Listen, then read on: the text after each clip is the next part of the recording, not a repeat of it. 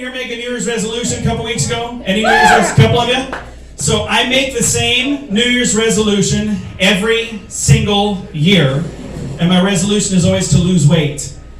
And I'm wearing black against a black backdrop, but let me tell you, it's not working. So, last year, I had a health coach tell me, you don't just say, I want to lose some weight. You have to set a goal. He goes, John, the way goals work, you set a number, and you've got something to aim for.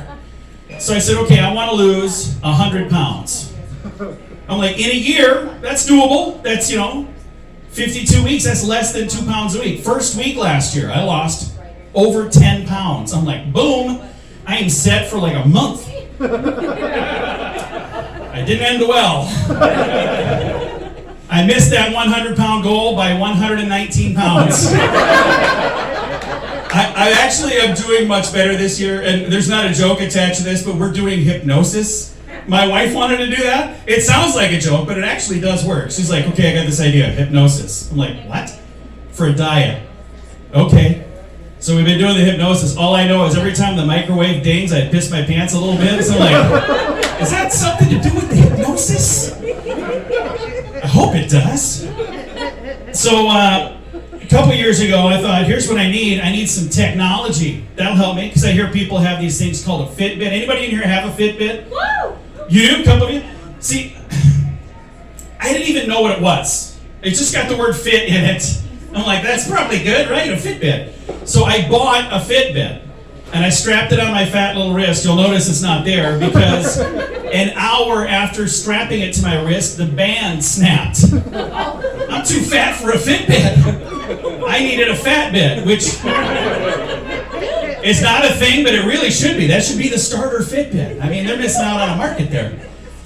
I grew up in Huron, South Dakota, and I used to go to the gym all the time. I would go to the gym every morning and every afternoon. I was in really good shape before I got married, so I'd go to the gym all the time.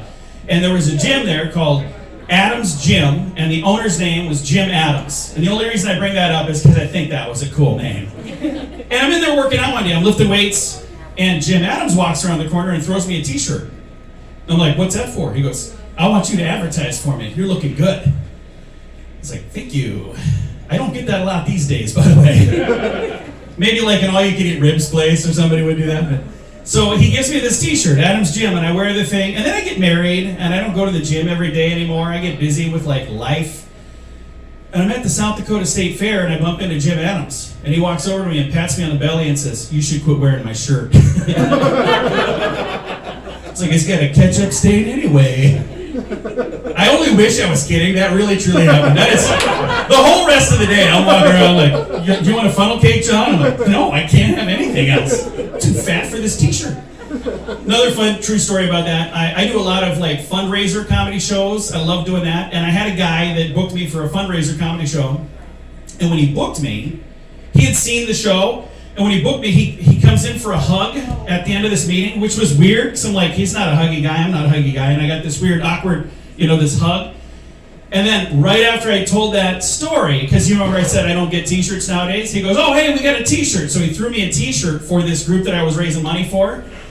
And I looked at it, I realized he was giving me the hug to see just how fat is John. And then he gave me a 5X shirt. He was off by 2 X's. I'm a 3X. Just want to make sure I say that because I don't want people going, he's a 7X, wow.